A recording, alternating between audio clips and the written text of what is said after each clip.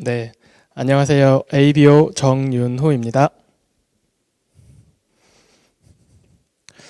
네, 먼저 이렇게 온라인으로 만나게 돼서 굉장히 색다른데요. 저 역시도 많은 리더님들이 앞에 안 계시니까 조금 더 어색한 것 같습니다. 지금 뭐 코로나 때문에 모여서 할 수 있는 미팅 자체를 저희가 할 수 없기 때문에 이렇게 온라인으로 여러 리더님들을 만나 뵙게 됐습니다. 자, 그래서 오늘 제가 준비한 것들이 되게 또 많은 슬라이드들이 있어서 이런저런 이야기들은 강의 중간중간에 끼어서 이야기를 말씀을 드리겠고요. 저희가 1월 14일에 대구 AP를 한번 방문을 했었어요. 임선주 리더님이 그 요리 명장을 하느라 대구를 갔었는데 1월 중순만 하더라도 이렇게 크게 번지지 않았을 때여서 별 문제가 없을 거라고 생각을 했는데 2월 들어와서 여러 미팅들이 취소되는 것들 보면서 이게 조금 오래 지속될 수도 있겠다라는 생각을 하고 있습니다. 그래서 이런 미팅 자체가 앞으로는 조금 이런 여러 가지 변수나 상황들 때문에 이런 온라인 미팅이 앞으로는 조금 더 활발해지지 않을까라는 생각을 하고 있고요. 그에 맞춰서 아메이 비즈니스 영 제네레이션들을 위한 아메이 비즈니스에 관련된 이야기를 같이 말씀을 드리겠습니다. 먼저 저희가 가장 많이 봤던 그래프거든요. 김도호 리더님이나 김창훈 사장님이 늘 강의 때 해주셨던 얘기인데요. 시대의 흐름에 관련된 것들을 먼저 말씀을 조금 드릴게요. 먼저 아주 예전에 이 농경사회 시대가 있었죠. 요 시대 때는 어떤 사람들이 부자가 됐느냐라고 했을 때 20%의 땅을 가진 사람들과 이 사람들이 거의 부자가 되었었고요.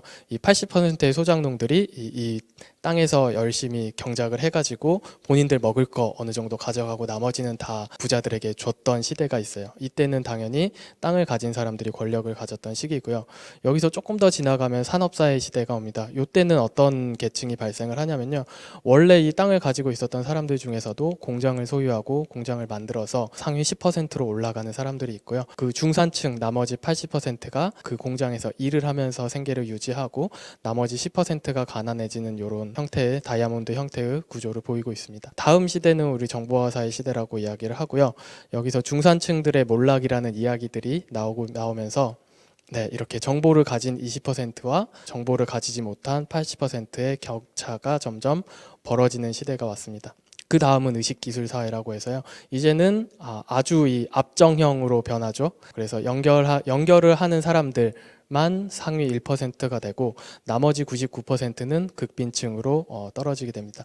이 자체가 계속해서 이 소득의 양극화가 벌어지면서 이런 인구 구조의 형태를 가지게 되는데요.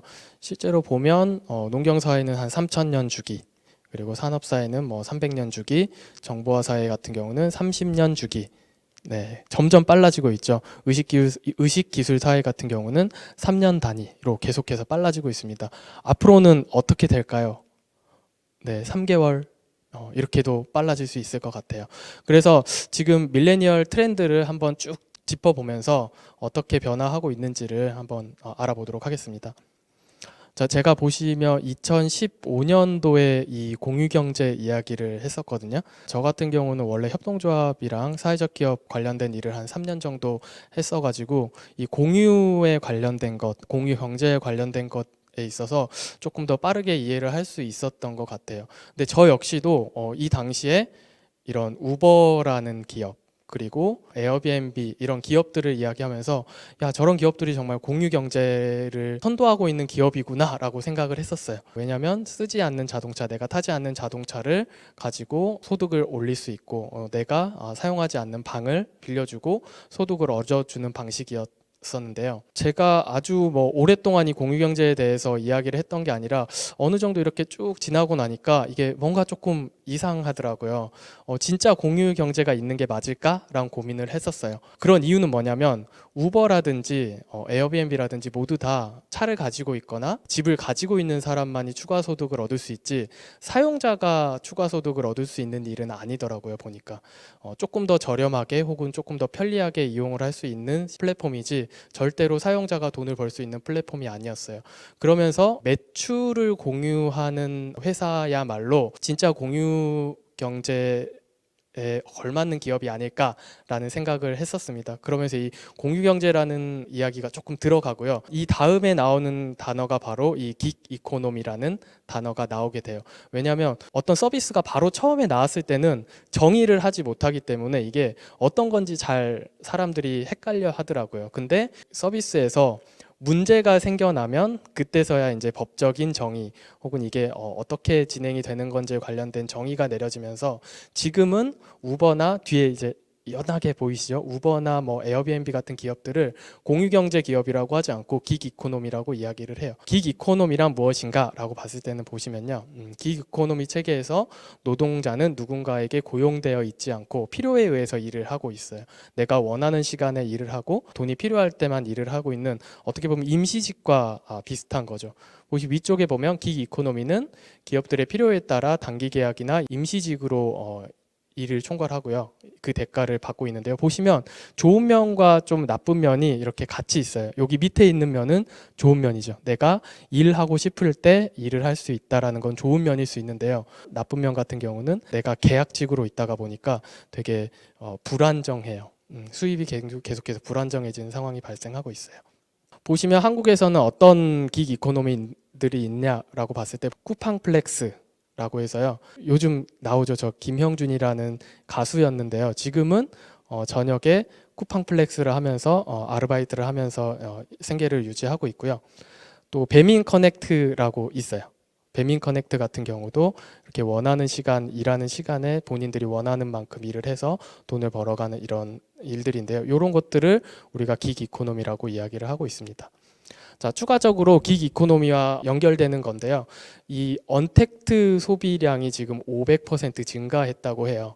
식당을 안 가고 배달을 시킨다라고 했을 때 아까 보시면 쿠팡플렉스 같은 경우는 우리가 대형 쇼핑몰을 가지 않고 대형 마트를 가지 않고 쿠팡에서 시키고요. 우리가 음식점을 가는 게 아니라 배민 커넥트를 이용해서 배달 음식을 많이 시켜 먹고 있어요. 특히나 요즘 같은 경우는 또 더 그렇죠. 코로나 바이러스 때문에 이게 사람을 이렇게 만나서 이야기하고 만나서 전달하는 게 아니라 집 앞까지 제품을 들고 저희가 전달하러 갔다가도 앞에 놔두고 가라고 이야기를 할 정도로 서로 이렇게 대면하는 거를 굉장히 꺼려하고 있습니다.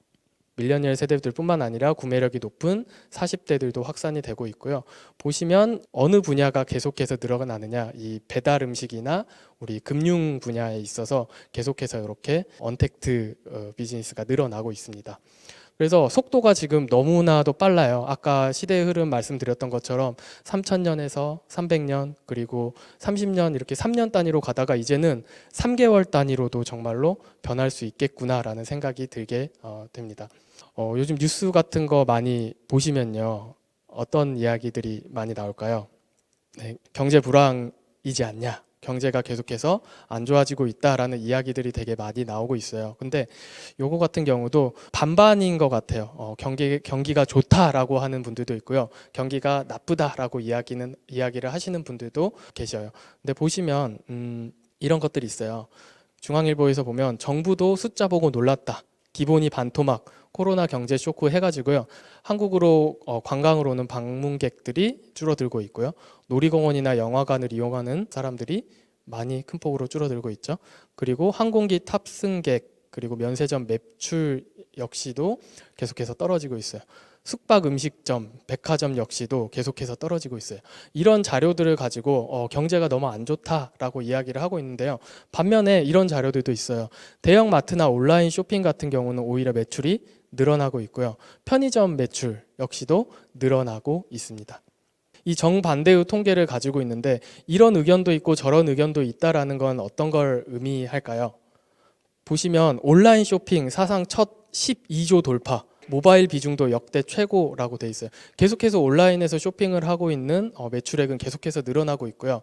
그 중에서도 모바일 매출액이 굉장히 높아지고 있죠. 한국 온라인 쇼핑 시장 규모 및 성장률을 보시면요, 계속해서 성장을 해 나가고 있어요. 이건 뭐냐면 어떤 면을 바라볼 거냐인데요. 내가 만약에 돈을 좀 벌고 싶다라고 하면 당연히 조금 돈을 벌리는 분야에 관련된 기사를 많이 찾아보시면 좋을 것 같고요. 내가 그냥 뭐 이렇게 해도 안 되고 저렇게 해도 경제가 안 좋으니까라고 생각을 하면 계속해서 그쪽으로 내 생각이 갈 수밖에 없는 것 같아요.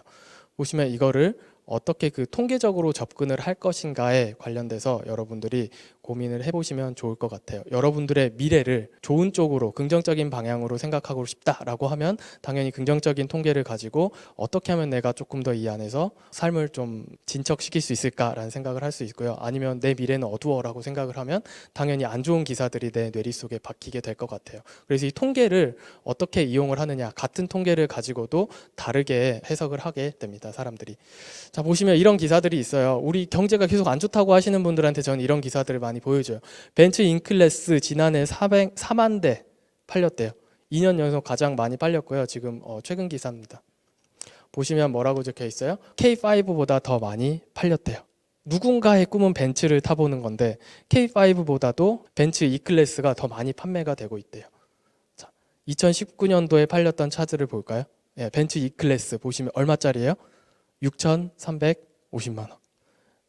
BMW도 있죠. 6,330만 원. 싼 가격의 차들이 아닌데요. 굉장히 많이 팔리고 있어요. 5,130만 원 보시면 뭐 7,200만 원, 1억 3,200만 원 이런 차들이 순위 위에 올라와 있어요. 이게 무엇을 의미할까요? 경제가 왜 사람들은 안 좋다고 얘기하는데 저런 차들은 계속해서 잘 팔리고 있을까를 생각을 해보면 부의 양극화가 계속해서 이루어지고 있고 더 좋은 차들을 부자들은 계속해서 그냥 사 나가고 있어요. 근데 이 역시도 조금 깊숙이 들어가 보면 요즘 어떤 이야기도 하냐면 진짜 부자들은 이 차들을 타지 않는데요.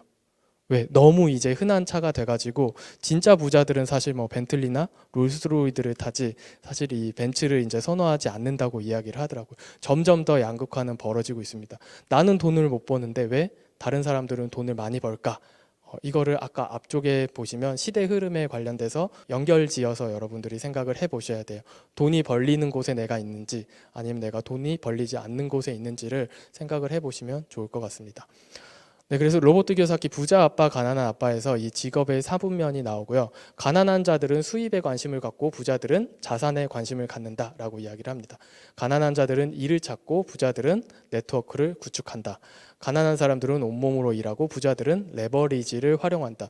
사실 일반적으로 우리가 공부를 조금 해보거나 경험해보지 않으면 이 이야기들이 사실 잘 와닿지 않는 경우들이 되게 많아요. 저 같은 경우도 처음에는 이게 무슨 얘기야 라고 생각했던 것들이 있는데 하나하나씩 경험을 하다 보니까 아 이게 그 얘기였구나 라는 것들을 느끼게 됐어요. 그래서 뒤쪽으로 가면서 오늘은 좀 직업의 사분면에 관련돼서 조금 더 세부적으로 들어가서 이야기를 해볼게요. 자, 로버트 기요사키의 직업의 사분면입니다. 보시면 우리가 늘 봐왔던 그래프죠. 이사분면, 인플로이. 우리가 월급을 받는 사람들은 이 이사분면에 있다고 이야기를 하고요. 일반적인 직장인들을 생각하시면 됩니다. 네, 그리고 S사분면에 셀프 인플로이라고 해서 본인이 본인을 고용하는 자영업자들이라든지 혹은 전문직, 고소득 전문직, 뭐 변호사라든지 의사라든지 이런 분들이 이 셀프 인플로이에 해당이 돼요. 이쪽 사분면에 있는 사람들 같은 경우는 네, 당연히 내 시간을 써서 돈을 버는 노동 수입을 벌고 있고요. 네, 비즈니스 오너와 인베스터가 있는데요. 이쪽 사분면에 있는 사람들은 자산 수입과 인세 수입을 가지고 있어요. 그래서 이거를 조금 더 깊숙이 계속 들어가 보겠습니다. 자, 노동 수입. 우리가 뭔가 돈을 벌어가는 여러 가지 직업 중에 가장 흔한 쪽인데요. 이쪽에 있는 사분면에서 거의 전 세계 90%의 사람들이 돈을 벌고 있습니다. 자, 이 사분면은 어떨까요? 전망이 어때요? 계속해서 은퇴자, 명예퇴직을 하는 사람들이 굉장히 많이 늘어나고 있고요. 그 기간조차도 조금씩 빨라지고 있어요. 특히 뭐 아까 비대면 우리 언택트 관련된 것 때문에 은행에서 우리 요즘 은행 창구 가서 잘 안 하죠. 이런 인력들이 남아 돌기 때문에 이 인력들을 구조조정을 계속 해야 돼요. 그러다 보면 이 인플로이 같은 경우들은 회사가 나를 지켜주지 않는다는 거를 잘리고 나서야 혹은 내가 그 상황에 가서야지 인지를 하고 있어요. 매우 안정적이라고 생각을 하는데 실제로 안정적이진 않고요. 자, 셀프 인플로이 같은 경우 요즘 되게 많이 느끼죠. 어딜 가든 식당에 사람이 없다고 해요. 그리고 모임 자체도 많은 사람들이 미루고 있고요. 사실 그래서 이쪽 노동 수입에 있는 수입만으로 부자가 되기는 사실 굉장히 어려운 것 같아요. 자, 지금까지 계속 소득의 양극화에 대해서도 이야기를 조금 얘기를 드렸었는데요. 이런 생각을 해봤어요. 우리 소득은 꼭 공평해야 할까요? 네, 누구나 같은 금액을 받고 일을 해야 될까요? 많은 직장인들이 그런 생각들을 해요. 뭐 저도 그렇고요. 내가 한 만큼 받았으면 좋겠다. 늘 내가 한 것보다 좀 덜 받는 느낌이다라고 생각을 하는데요. 요거를 관점을 조금 다르게 생각을 해볼 수도 있을 것 같아요. 반대로 나한테 월급을 주는 사장은 나한테 뭐 예를 들어서 300만 원의 돈을 주고 충분히 그만큼의 일을 한다고 생각을 하고 있을까라고 했을 때 사실 내가 사장의 입장으로 봤을 때는 쉽지 않을 것 같아요. 이 소득이 공평해야 된다는 것보다는 이 양극화를 어떻게 좀 해결할 수 있을까에 관련된 고민들을 많이 해보면 좋을 것 같아요. 그래서 이런 방안들을 많이 내놓죠. 더 좋은 일자리를 만들면 될까? 안정적인 일자리를 내가 거기서 일을 하면 양극화가 해결이 될까라고 생각을 하는데요. 요거 같은 경우는 어떤 사분면이에요? 이사분면의 일이에요, 결국은. 자, 자신의 일을 하게 돕는 것은 어떨까요? 네, 요거는 비사분면에 있는 비즈니스 오너고요. 제 생각은 네, 비즈니스 오너 자신의 일을 할 수 있게 돕는 게 사실 양극화 해결 방안 중에 하나가 되지 않을까라고 생각을 해봅니다. 많은 사람들이 그래서 비즈니스 오너와 인베스트 이 투자가 사이에서 많이 고민을 하시는데요. 소득별 상위 1% 평균 소득을 보시면요. 첫 번째 1등이 금융소득이에요. 금융소득은 상위 1%는 44억 돼 있고요. 두 번째는 사업소득으로 돼 있고요. 세 번째 부동산 임대소득, 네 번째가 근로소득이에요. 근데 대부분의 사람들은 근로소득이 대부분 내 월급의 대부분을 차지를 하고 있죠. 보시면 요 금융소득 같은 경우가 인베스터고요. 사업소득 같은 경우가 네, 비즈니스 오너랑 같아요. 보면 부동산 임대소득, 이거 임대소득이니까 자산소득 아니야라고 생각을 하시는데 실제로 셀프 인플로이에 거의 가까워요. 내가 누군가를 고용해서 부동산을 관리하고 있지 않는 이상 사실 저 같은 경우도 되게 어린 나이에 27살 때 휘닉스파크 앞에다가 방을 구매를 했어요. 그래가지고 뭐 임대업이라고 해서 운영을 해봤는데 1년에 한 300만 원, 360만 원 벌 수 있어요. 근데 1년 지나고 보수비로 예를 들어서 뭐 바닥에 장판을 깔아야 된다, 200만 원 내야 되고요. 밖에 이제 춥잖아요. 춥다 보니까 이 베란다가 잘 얼어요. 그러다 보니까 바깥에 뭐 샤시를 해야 되는데 300만 원 내야 된다. 나가는 돈이 더 많은 거예요. 내가 버는 것보다 사실. 그래서 이 셀프 인플로이 쪽에 부동산 임대 소득이 들어가는 경우가 되게 많아요. 실제로 부동산을 해보신 분들도 이렇게 이야기를 해요. 이게 자산 소득이 아니라 이게 자영업 같다라고 이야기를 하고 계세요. 그리고 근로소득은 당연히 인플로이가 되겠죠. 왜 이 아이사분면이 가장 부자가 되기 쉬운 방법이냐면 여러분들이 돈을 벌려고 했을 때 많은 분들이 뭐 재테크나 투자를 생각을 하시는데 뭐 돈이 많으니까 그 사람들은 돈을 벌었겠지라고 하는데 실제로 세계의 부자들 자산의 이 비율을 한번 볼게요. 1등이 제프 베조스인데요. 비율이 어떻게 되나요? 네, 주식 비율이 대부분이죠. 아마존 주식을 대부분 가지고 있어서 부자가 됐고요. 빌 게이츠는 어떤가요? 빌 게이츠 같은 경우. 빌 게이츠 역시도 마이크로소프트 주식을 가지고 있기 때문에 부자고요. 워렌 버핏 같은 경우는 어떨까요? 워렌 버핏 역시도 버크셔 해서웨이를 가지고 있기 때문에 다 이렇게 본인들의 회사 주식을 가지고 있기 때문에 부자가 됐지. 자, 보시면 밑에 저희 리치 디보스 사장님도 있으시죠? 리치 디보스 사장님 같은 경우도 프라이빗 에셋으로 돼 있어요. 이게 무슨 얘기냐면 돈으로 돈을 벌었던 게 아니라 이 사람들이 비즈니스를 통해서 본인 회사 가치를 높여서 이 금융소득을 받은 거예요. 그러면 아까 우리가 봤던 그 그래프가 이제 이해가 되셔야 되는 거예요. 그래서 자본주의 이 시대에 부자가 되는 것도 여러분들 순서가 있습니다. 노동시장에서 열심히 먼저 일을 해야 돼요. 노동시장에서 인플로이나 내가 셀프 인플로이가 돼서 근로소득 혹은 내 시간을 돈으로 바꾸는 일을 해서 일단은 내 생계를 어느 정도 유지를 하셔야 되고요. 그 다음 단계로 비즈니스를 조금 생각을 해 보셔야 될 것 같아요. 사업을 한 다음에 이렇게 비즈니스가 잘 되면 인베스트 투자 단계로도 갈 수 있는데요. 이렇게 단계를 넘어갈 때마다 이렇게 필요한 것들이 기업가 정신이나 시간을 투자해야 되고 어떻게 보면 이제 금융 지식이나 자본이 필요한 시기가 이렇게 오게 됩니다. 네, 그래서 노동시장 같은 경우는 남이 나의 월급을 결정을 하죠. 대부분 내가 더 월급을 많이 받고 싶어도 내가 원하는 대로 월급을 올릴 수가 없어요. 사업시장 같은 경우는 내가 나의 임금을 결정을 해요. 사업을 한다고 해서 누군가를 그냥 계속 시키는 게 아니라 실제로 사장이 가장 영업을 잘해야 되고 사장이 가장 많은 본인의 제품을 알고 있어야지 되는 거죠. 그래서 내가 돈을 더 벌고 싶다. 그러면 더 많은 클라이언트들을 만나면 되고 더 많은 미팅을 하면 돼요. 그렇기 때문에 내가 나의 임금을 결정을 하고요. 투자 시장 같은 경우는 내가 남의 임금을 이제 결정을 하게 되죠. 네. 그래서 수입의 크기는 당연히 투자하시는 분들이 가장 많이 가져가고, 그 다음에 비즈니스 오너, 그리고 일반 우리 인플로이나 셀프 인플로이로는 사실 부자가 되기가 쉽지는 않은 것 같아요. 네. 그래서 부가 가장 빠르게 팽창하는 분야 어딜까요? 네, 단언컨대 비즈니스 분야에서 부가 가장 빠르게 팽창을 하고 있습니다. 그래서 여러분들이 비즈니스에 대해서 굉장히 한번 좀 심도 있게 고려를 해 보셔야 될 것 같습니다. 제가 최근에 읽었던 책인데요. 부의 확장이라는 책인데요. 욕을 하면 안 되죠. 생방송이니까. FU 머니라고 해서 어떻게 돼 있냐면, FU 머니란 더 이상 돈 때문에 불편한 일을 참지 않아도 되는 자산을 말한다. 돈 때문에 불리한 상황에 빠지지 않아도 되고, 돈 때문에 몸을 혹사하거나 정신을 혹사하지 않아도 되는 만큼의 자산을 가졌음을 말한다. 모두 다 원하는 거 아닌가요? 내가 누군가의 지시를 받지 않고 내가 일을 하고 싶을 때 일을 하고, 오늘도 저도 이제 직장에서 일을 하다가 나왔는데 오늘 조금 일찍 나왔더니 한 소리를 듣고 나왔어요. 근데 내가 생계를 위한 일이 아니라 내가 정말 하고 싶은 일을 할 수 있게 만들어주는 게 이 FU 머니라고 해요. 이 FU 머니를 얘기하면서 어떤 게 나오냐면요, 이 파이어족이라는 얘기가 나와요. 파이어족 얘기는 이따 이 다음 편에 해드릴 텐데요. 자신이 연간 써야 하는 자금이 자본 수익으로 발생하는 소득과 같아질 때 금전적 자유를 얻는다고 계산을 한대요. 주로 쓰이는 공식은 연간 소비액의 25배 정도를 생각하시면 된대요. 자, 어제 많이 들은 얘기죠.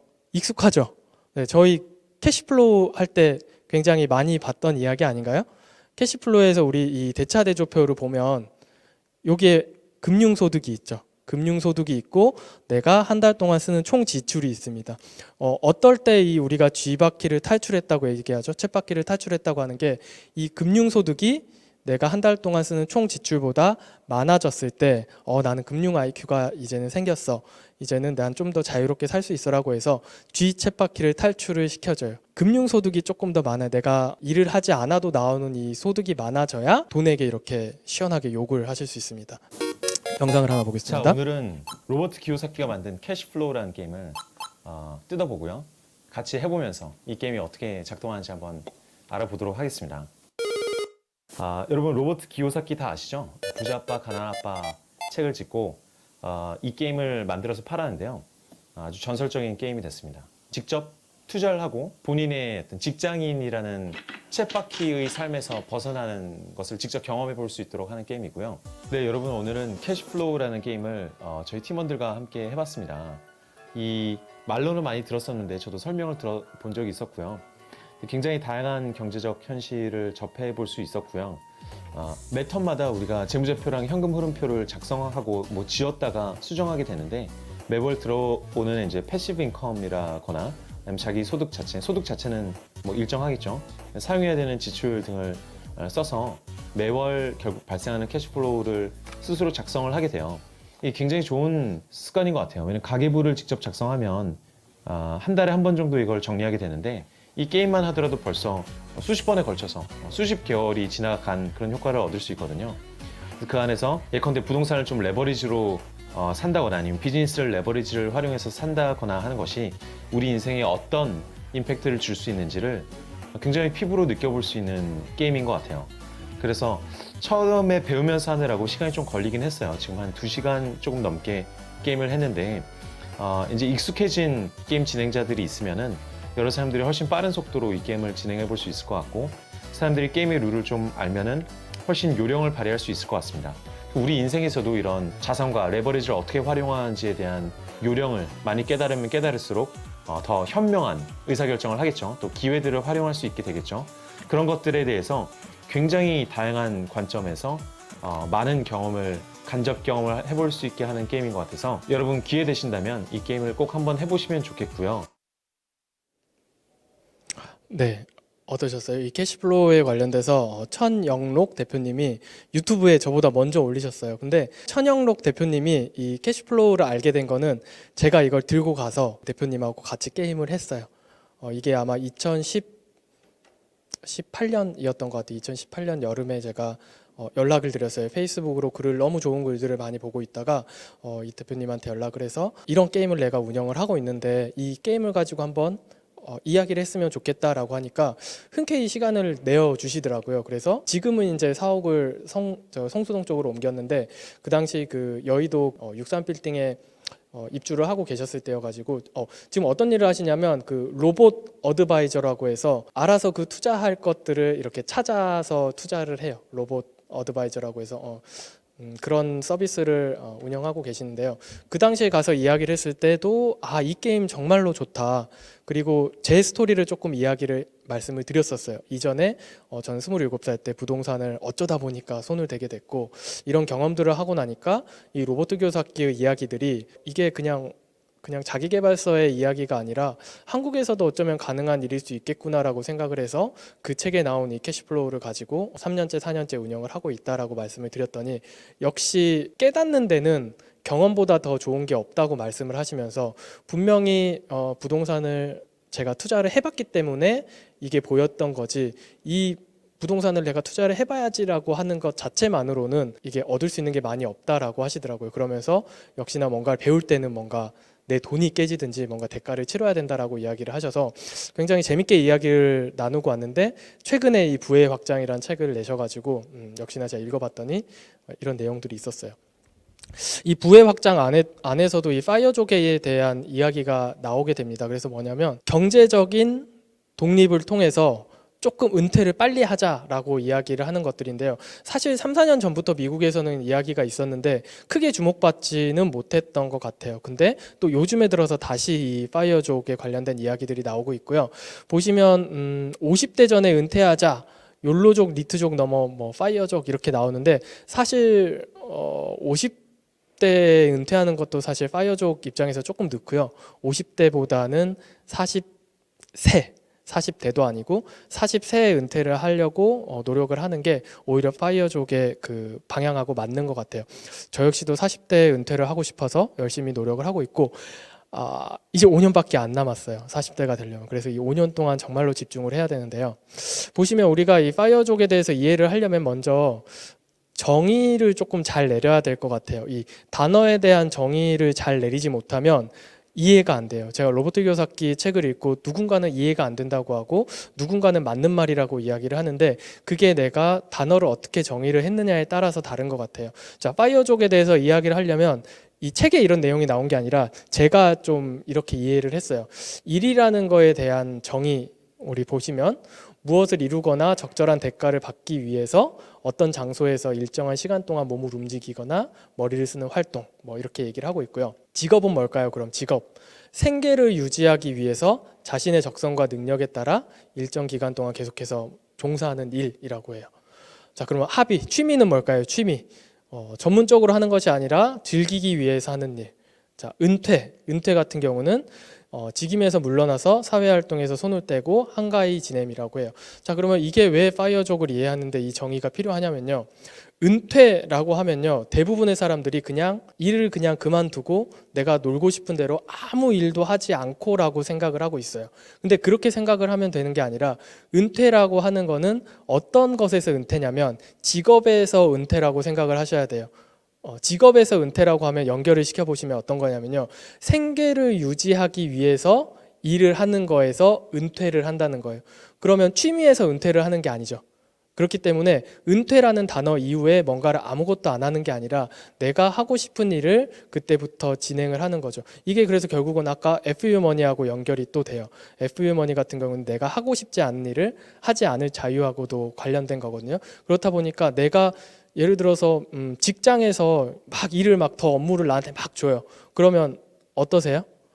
일하기 싫죠. 짜증나고 왜 나한테 이렇게 줘. 나한테 일을 이렇게 많이 줘서 내가 일을 다 해낸다고 하더라도 월급이 막 올라가는 것도 아니기 때문에 이 직업에서의 일이 늘어나는 것은 굉장히 힘들어요. 힘들고 스트레스도 많이 받고 해요. 근데 취미로서의 일이 늘어나면 어떨까요? 여러분들이 하고 싶은 거 그냥 무조건 그냥 하라고 냅두는 거예요. 예를 들어서 내가 게임을 좋아해. 그러면 하루 종일 뭐 일주일 내내 한 달 내내 게임만 하라고 놔두는 거예요.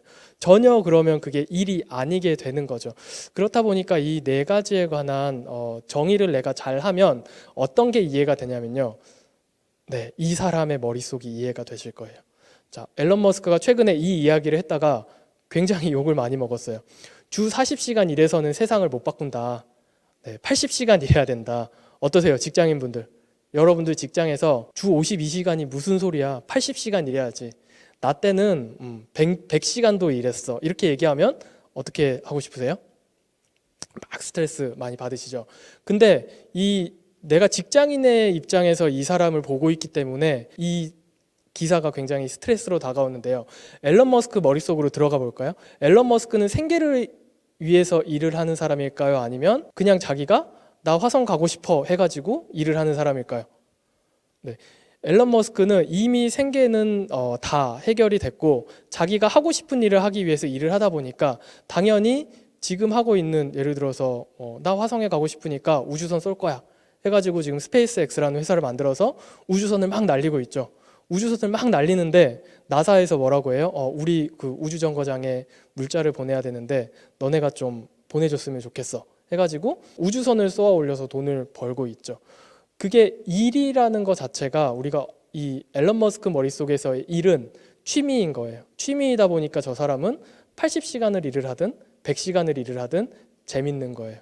아까 우리가 그 부의 양극화를 이야기할 때 어떤 쪽이 맞느냐라고 제가 말씀을 드렸을 때 본인의 일, 자신의 일을 할 수 있게 도와주는 게 부의 양극화를 조금 해소할 수 있는데 도움이 될 수 있겠다라고 이야기를 한 이유가, 내 일은 100시간이든 200시간이든 나한테 쌓이는 일을 하면 굉장히 사람이 즐거워요.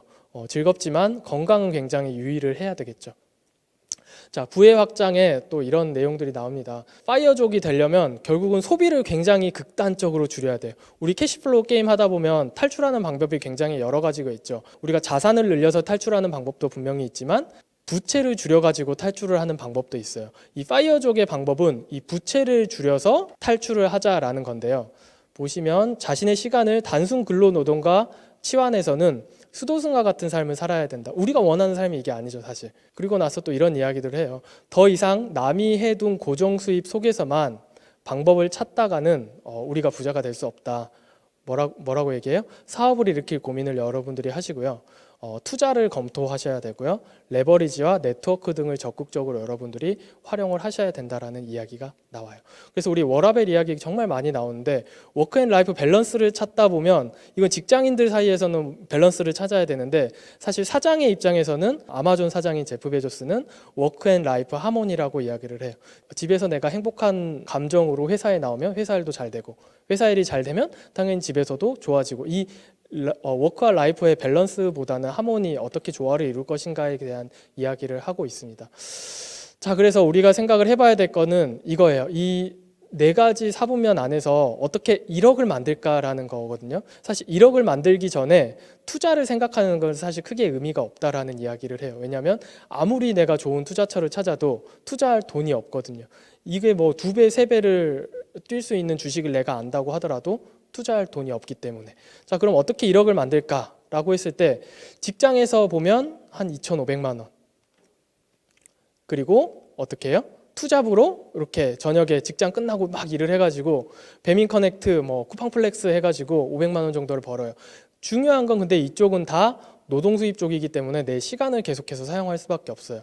근데 이렇게 우리가 열심히 벌어서 어떻게 해요, 여러분?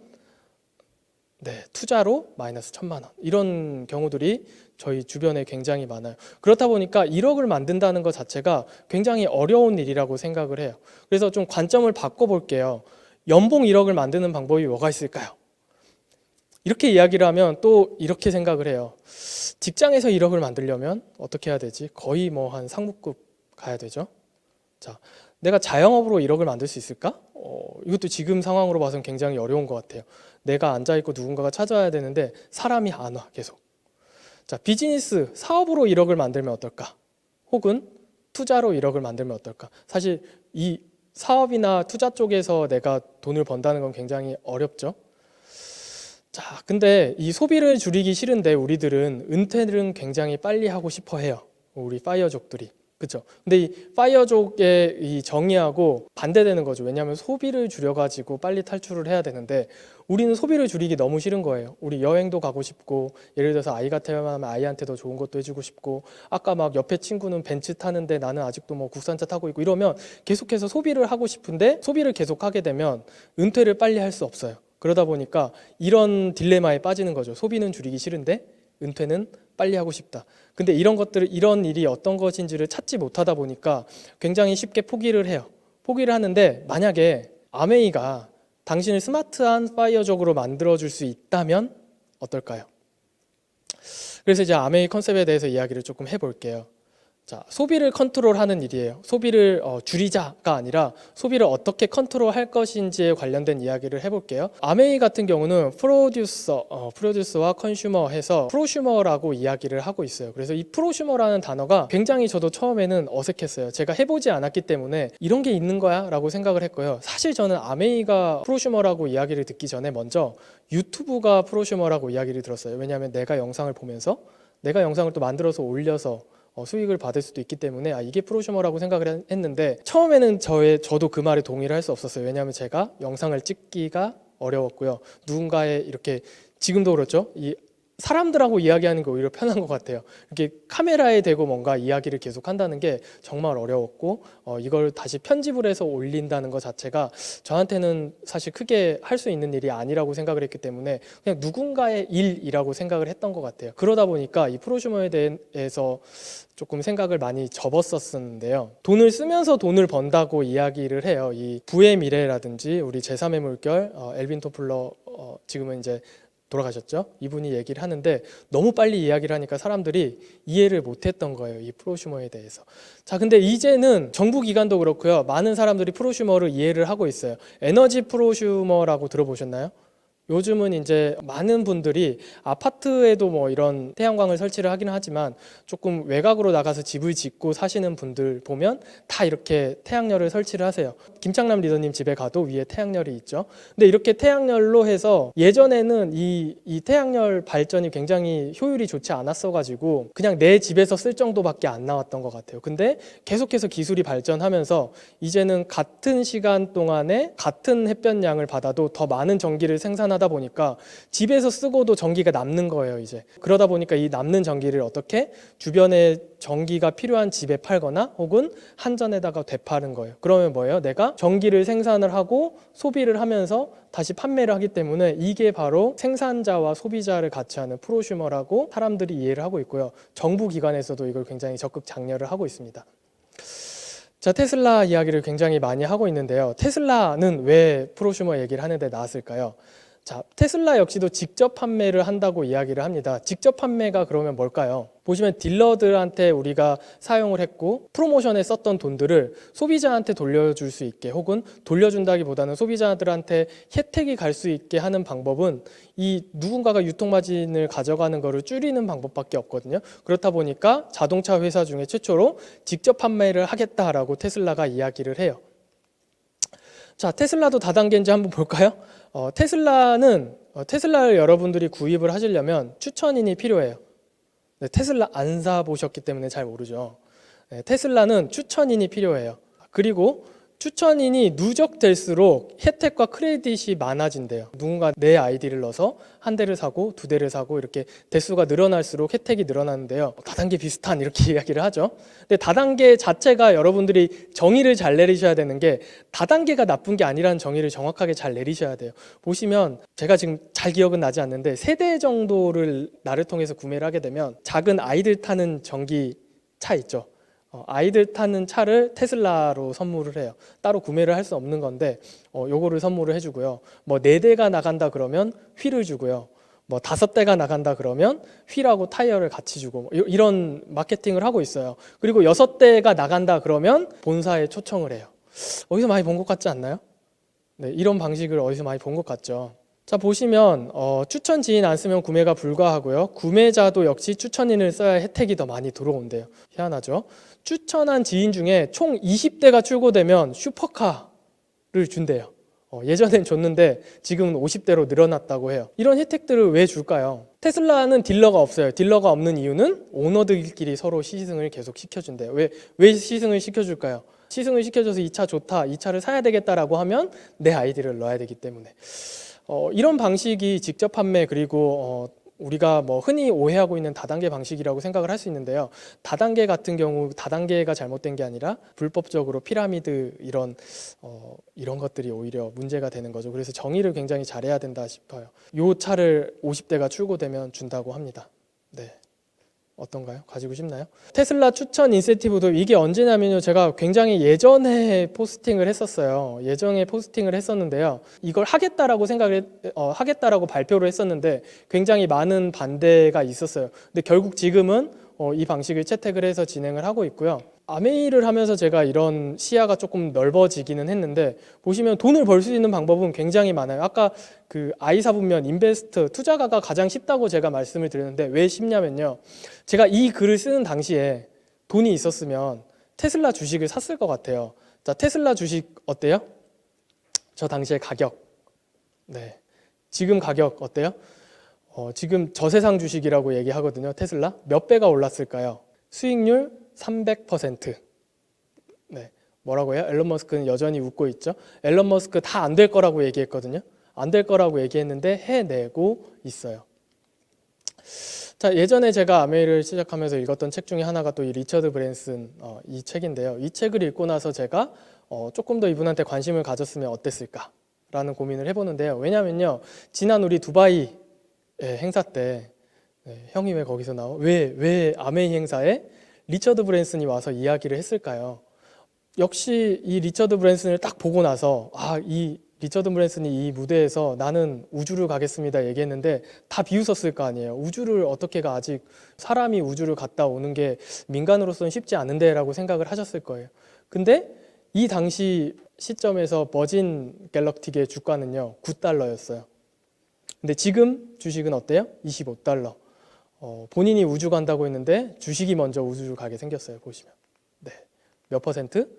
270%. 돈을 벌 수 있는 건 굉장히 많아요. 돈이 많은데 중요한 건 내가 돈이 없다는 게 굉장히 문제예요. 그래서 어떻게 하면 내가 1억을 먼저 만들 것이냐에 관련된 고민을 굉장히 심도 깊게 해보셔야 돼요. 그런 일이 뭐가 있을까라고 고민을 분명히 해보셔야 되고요. 직장으로는 불가능하다라고 하면 당연히 빨리 방향을 틀어서 찾아봐야 되겠죠. 자, 프로듀서와 컨슈머, 프로슈머에 관련된 이야기를 말씀을 드릴 건데요. 많은 사람들이 이렇게 이야기를 해요.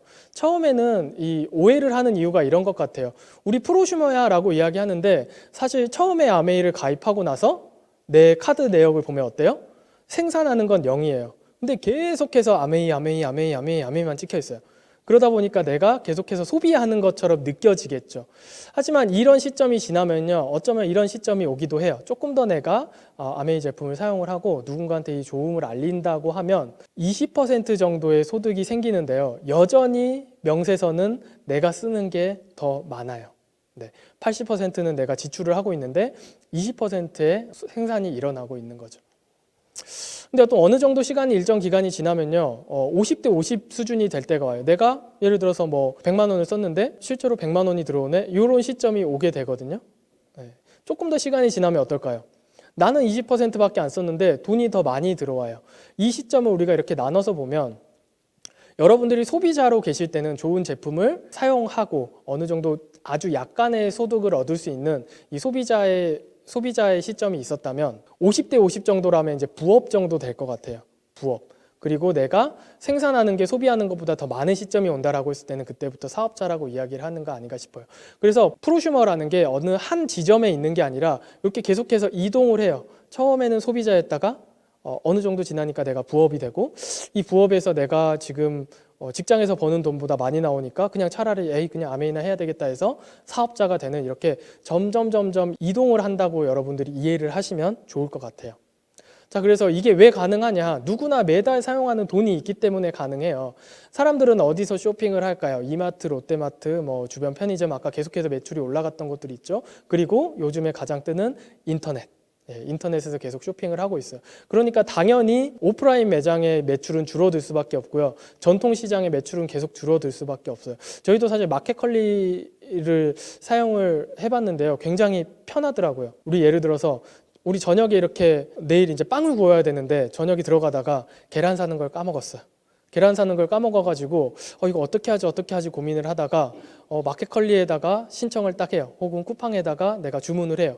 그러면 내일 아침 6시에 딱 문을 열어보면 그 앞에 계란이 와 있어요. 그러면 내가 조금 더 편해지죠. 여기에 내가 익숙해지면 이쪽으로 갈 수밖에 없어요. 내 소비 패턴이. 그렇게 소비 패턴을 좀 바꾸는 일을 하시면 될 것 같고요. 보시면 40%의 비용을 가지고 공장에서 만들면 가운데 있는 유통회사에서 거의 대부분을 가져가고 60%의 수익을 가져가고 소비자한테는 이렇게 100%와 이걸 조금 더 풀어서 뒤쪽에서 말씀을 드릴게요. 자, 이 아메이는 그럼 어떤 컨셉이냐? 중간 유통 비용을 소비자한테 돌려주자는 거예요. 총판 도매 소매에서 가져갔던 돈을 소비자한테 회원 소비자들한테 돌려주자라는 이야기고요. 아메이의 수입 원리는 내가 써본 것들을 누군가한테 알려주는 거. 야, 이거 써보니까 좋더라는 걸 알려주는 거지 이거 좋으니까 너 써야 돼라고 이렇게 강요하는 일이 아니에요. 자, 그래서 아메이 같은 경우는 매니아를 만드는 일이고요. 시간이 없어 이런 얘기도 굉장히 많이 하잖아요. 여러분들 돈 벌 시간도 없어서 부자가 못 되는 거라고 생각을 하는데 돈 벌 시간이 없을 때 가장 하기 좋은 일이 저는 이 아메이라고 생각을 해요. 이렇게 판매를 하면 1,000원밖에 못 얻는데 어떤 제품 사용하는 거를 교체를 해주면 매달 그 제품을 사용을 하게 되면 12,000원이라는 캐시플로우가 만들어지는 거죠. 자, 그래서 연봉 1억을 만들자라고 했을 때 여러분들이 깨야 되는 고정관념이 뭐가 있냐면요. 한 군데에서 1억을 만들 생각을 하지 마시고요. 자, 직장에서 한 4,500만 원 정도 버시면 되지 않나요? 네. 자, 저 같은 경우는 이제 유튜브로 1년이면 한 400만 원 들어올 것 같아요. 네. 하루에 1,000원씩 쌓이고 있거든요. 지금 수익 계정으로 이제 바뀌어가지고 하루에 1,000원씩 쌓이고 있어요. 보니까 1년 지나면 한 400만 원 정도 들어올 것 같아요. 자, 비즈니스로 5천만 원 정도. 괜찮죠? 그리고 투자로 많이 고민하지 마세요. 투자는 배우려고 하는 거기 때문에 한 100만 원 정도만 버셔도 돼요. 자, 이걸 합치면 어때요? 1억이라는 소득을 만들 수가 있어요. 그렇다 보니까 어떻게 해야 되냐면 여러분들이 주중과 낮에는 직장 생활을 열심히 하시면 되고요. 네, 주말과 밤에는 비즈니스를 하시면 돼요. 비즈니스로 5천만 원 벌 수 있는 일이 뭐가 있어? 네, 아메이라는 훌륭한 회사가 있습니다. 자, 그래서 U3호가 이제 U4호까지 할게요. 네, U4호가 아메이에 한 번쯤 미쳐볼 만한 이유가 뭐가 있을까요? 저 같은 경우 말씀을 드릴게요. 덕업일치라는 이야기 많이 하죠. 내가 덕질하는 일하고 내 일하고 같으면 굉장히 행복한데요. 이 아메이를 알아듣기 이전에는 이렇게 몬스터를 사다가 마셨어요. 이 에너지 음료고요. 위에 보면 레드불도 보이시죠? 네. 다른 거예요. 이렇게 한번 먹고 또 이만큼을 사와서 또 먹었어요. 막 새로운 맛이 있다고 해가지고 마약 거래하듯이 이때는 이게 정식 수입이 될 때가 아니어가지고 남대문 시장 이렇게 지하 B 어디 상가로 들어가서 이렇게 옆으로 가서 어떤 아줌마 있으면 몬스터 팔아요. 이렇게 해가지고 이제 사와가지고 먹었는데 저 한 캔에 5,000원, 7,000원 했던 거예요. 여기 있는 게 다 한 13만 원, 14만 원어치. 학생일 때 저걸 사서 먹었어요. 왜 먹었을까요? 피로가 풀리는 것 같으니까 아니면 좀 멋있어 보이니까.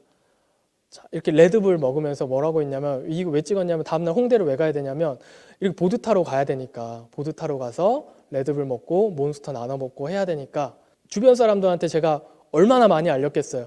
야, 어디 가면 몬스터 팔아. 거기서 안 팔면 여기서 팔아. 얼마나 많이 제가 얘기를 했겠어요. 몬스터 레드불 어디서 파는지. 근데요, 제가 그렇게 아무리 이야기를 하고 다녀도요, 저기 보시면 저분은 레드불 사장이고요, 오른편에 있으신 분은 몬스터 사장인데요, 이분들이 저를 알까요? 제가 이렇게 막 안내를 했는데, 너 누구? 이거예요. 응, 너 누구? 난 너 몰라. 이거예요. 열심히 팔아줘서 고마워. 잘 써서 고마워. 그냥 이 정도지 저에 대해서 잘 몰라요. 근데 이 액세스, 제가 아메이를 만나고 나서 이 액세스 에너지를 딱 만났어요. 제가 얼마나 마셨을까요? 하루에 막 6캔, 7캔씩 마셨어요. 지금도 6캔, 7캔씩 마셔요. 이렇게 작업하다 보면 계속해서 마시게 돼요. 그리고 어딜 갈 때도 계속해서 이렇게 홍보를 하고 다니고요. 주변 사람들한테 야, 레드불 몬스터 먹지 말고 액세스 먹으면 좋아 라고 이야기를 해요. 얼마나 제가 덕질을 하냐면요. 집에 이런 거 있으신 분 있으세요? 음료 케이스. 네, 음료를 저렇게 액세스 종류별로 넣어놓고 전시해 놓고 그냥 흐뭇하게 바라보는 거예요. 지금 보시면 전 세계 액세스를 제가 계속해서 모으고 있거든요. 액세스 로고가 붙은 거면 다 모으고 있어요. 네, 이렇게 많이 모았더니 어떤 일이 발생을 하냐면요. 이 액세스 사장님이거든요. 액세스 사장님이 저희를 초대를 해요. 너네 액세스 많이 팔고 매출이 높으니까 놀러와. 우리가 모든 비용 대줄게. 놀러와 해가지고 작년 9월에 저희가 포르토체르보라는 곳에 초청을 받아서 가게 됐어요. 여기 보시죠. 임선희 사장님 어떻게 보시는지. 이렇게 저희가 하나하나 뭔가를 이야기할 때 경청을 하시더라고요. 저희가 영어를 잘해서 막 얘기를 잘했던 게 아니라 우리 이렇게 하고 있어라고 이야기를 하는데 하나하나 이 사장님이 이걸 보고 계세요. 보면서 이런 저런 이야기를 하니까 그래, 뭐 재밌어, 잘했어라고 이렇게 서로 격려도 해주는 상황이 있었고요.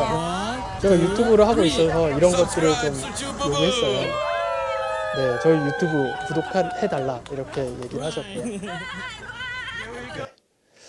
자, 덕업일치 뭐냐? 이게 저희 계속 몬스터전 팔았죠, 누군가한테. 몬스터 팔아서 1,000원 벌지도 못했지만 몬스터의 매출을 계속 올려줬을 때는 저의 인생이 변화하지 않았는데요. 네, 몬스터가 아니라 액세스로 바꿔주니까 제 인생이 변하더라고요. 어떻게 변했을까요? 네, 요런 곳에 초대를 받게 됐어요. 영상을 한번 보실게요.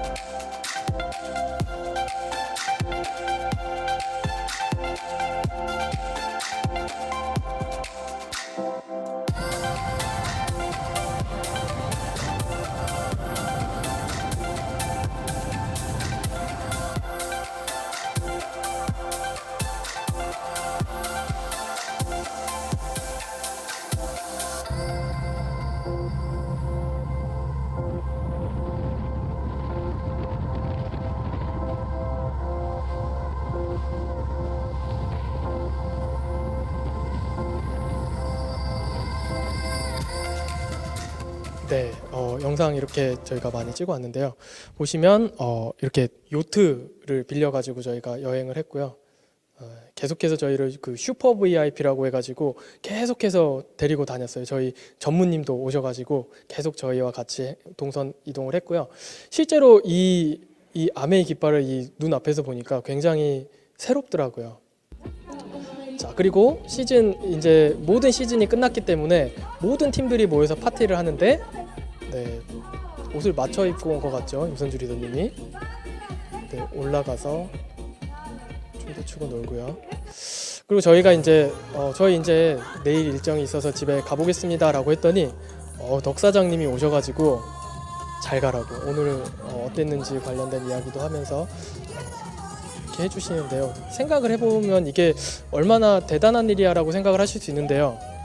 저희가 뭐 예를 들어서 삼성의 어떤 행사를 갔어요. 삼성의 어떤 행사를 갔다가 VIP로 초대를 받아서 갔다가 저희 집에 갈게요 했는데 이재용이 와가지고 갑자기 잘 가세요 이거랑 똑같은 거예요. 어쩌면 그거보다 더 대단한 거일 수도 있어요. 자, 이렇게 사진을 저희는 늘 찍고 있고요. 덕 사장님 역시도 이 이야기를 해주시죠.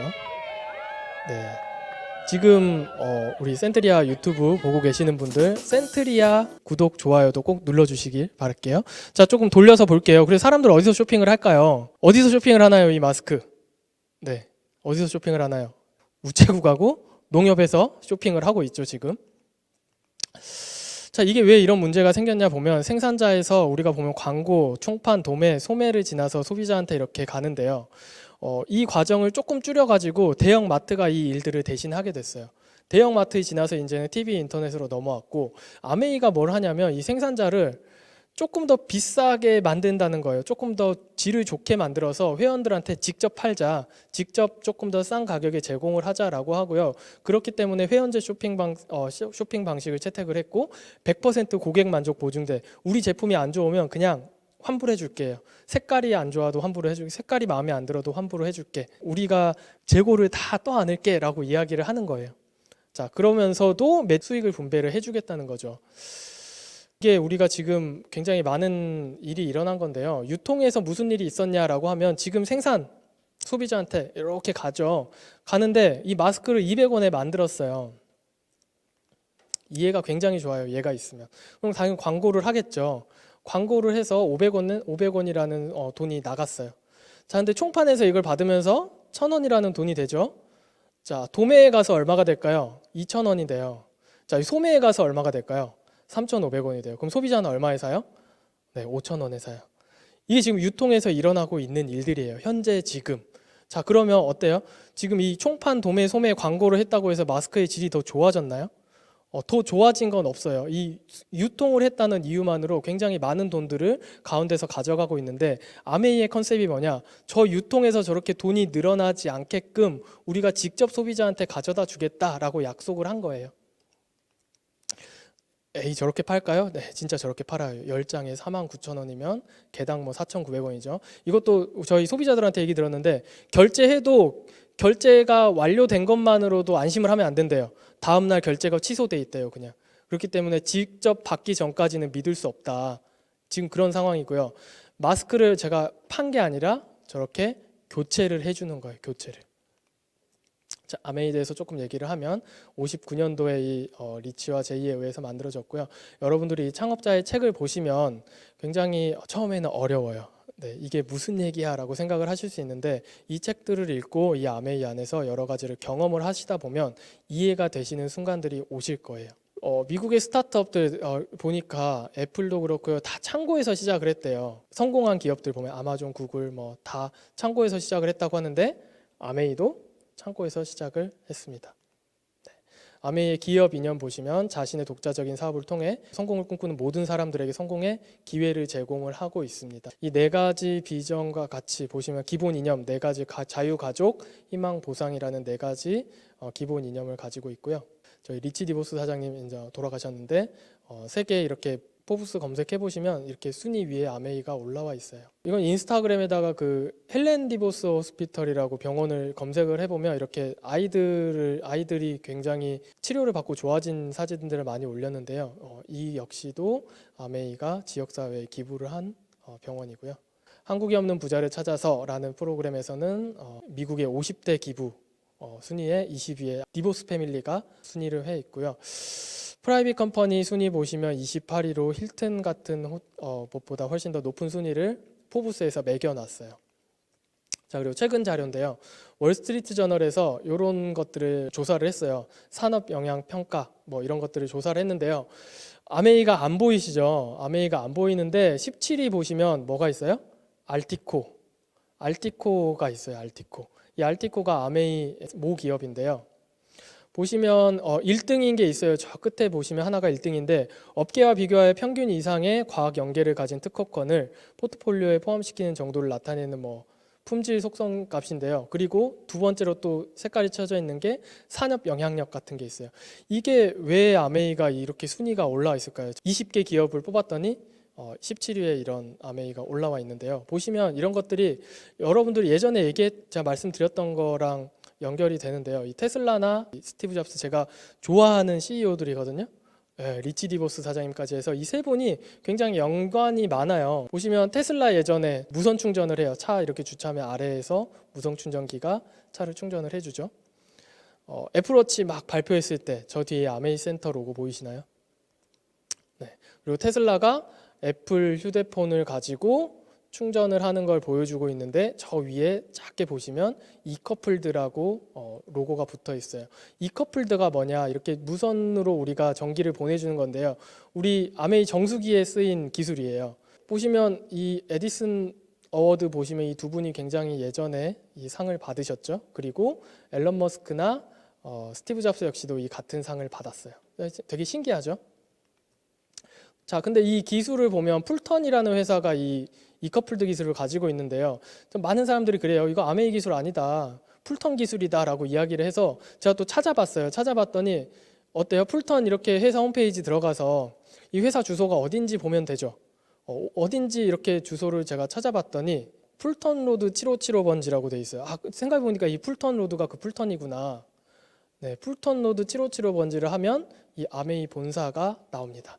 네, 그만큼 산업 영향력이 굉장히 있는 회사고요. 논문들이 굉장히 많이 인용이 된 회사예요. 이 아메이가 가지고 있는 논문들이 굉장히 인용이 많이 되고 있고요. 네, 계열사들 우리 뭐 올랜도 매직도 있고요. 뉴트리라이트 농장들도 있고요. 네, 올랜도 매직 있죠. 자, 좀 빨라졌죠. 네. 자, 한국 아메이, 한국 아메이도 이렇게 91년도부터 한국에서 진행을 하고 있고요. 전 세계 58개국 모두 진출을 해 있습니다.